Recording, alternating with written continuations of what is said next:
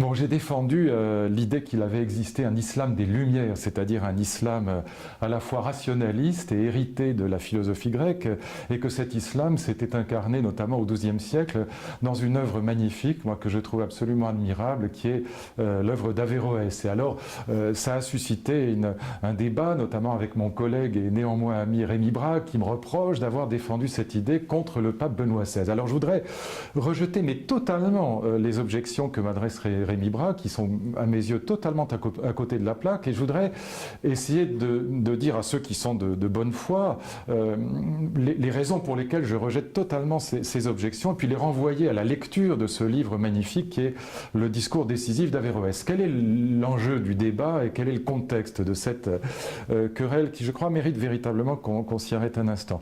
En septembre 2006, le pape Benoît XVI a tenu à Ratisbonne un discours dans lequel, en gros, il expliquait que l'islam avait des penchants pour la violence. Il le faisait de manière voilée, mais enfin c'est ça que tout le monde a compris, et je crois à juste titre, parce que l'islam n'était pas pénétré de ce logos grec, du rationalisme grec. Et j'objectais au pape, à ce discours de Ratisbonne, qui a été véritablement, je crois, catastrophique. Le pape s'en est mordu les doigts lui-même, il a présenté des excuses.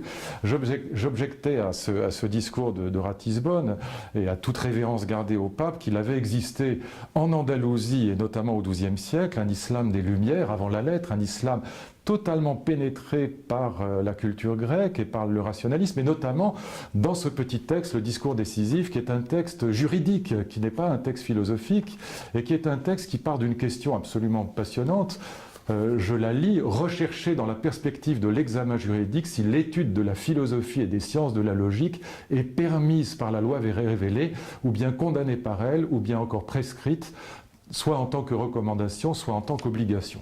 Et donc la question est au fond de savoir si l'usage de la raison, l'usage de la philosophie est contraire ou pas à la religion, à la vérité révélée. Et la réponse d'Averroès, il faut lire ce texte, la réponse d'Averroès, c'est que non seulement l'usage de la raison est recommandé, mais il est même obligatoire pour tous ceux qui en sont capables.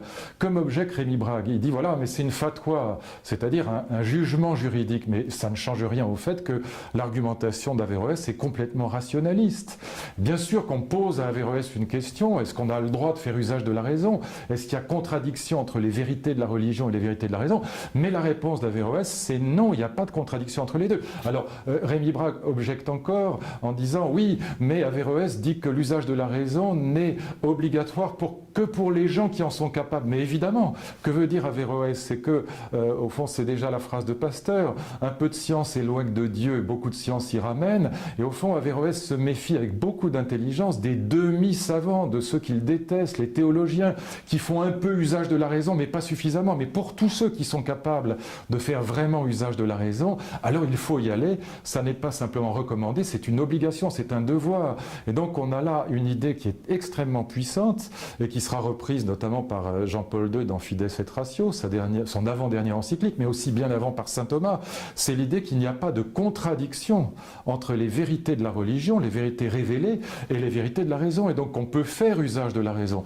Là, je dis qu'il y a eu en effet dans l'Andalousie, et notamment chez Averroès, un vrai islam pénétré de philosophie grecque, un islam tolérant, un islam, comment dire, éclairé, un islam, oui, des Lumières avant la lettre, et que c'était une grande erreur, pardon de le dire, encore une fois, toute révérence gardée, de la part du pape, que de négliger l'existence de cet islam-là. Alors évidemment, ça a choqué les musulmans, ça a ravi un certain nombre de catholiques un peu fanatiques de leur côté, parce que, évidemment, l'image qu'on a aujourd'hui de l'islam, c'est Ben Laden, mais cette image est complètement fausse, et encore une fois, je pense que c'était une très grande erreur, et peut-être même une faute, que de ne pas insister aussi sur l'existence de cet islam des Lumières, cet islam que défend par exemple aujourd'hui un intellectuel comme Malek Chebel. Et je crois que oui, mon collègue, encore une fois, et néanmoins ami, Rémi Brague, s'est laissé totalement égarer par son engagement militant en faveur d'un catholicisme ultra-traditionnaliste,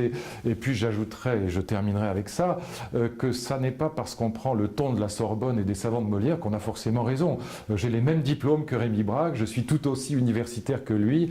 J'ai pendant 20 ans préparé mes étudiants à l'agrégation, au doctorat, et j'ai aussi enseigné la philosophie arabe. Et pardon de le dire, mais puisque la polémique s'est située sur ce terrain, je n'ai aucune leçon à recevoir sur ce sujet. Donc voilà. Et je demande à ceux qui nous écoutent de ne pas se fier aux arguments d'autorité, mais allez voir par vous-même. Lisez ce texte, le discours décisif d'Averroès, et dans cette édition-là qui est très bonne, avec une superbe préface d'Alain de Libéra, qui lui est un vrai savant et qui dit des choses fort intéressantes sur ce sujet.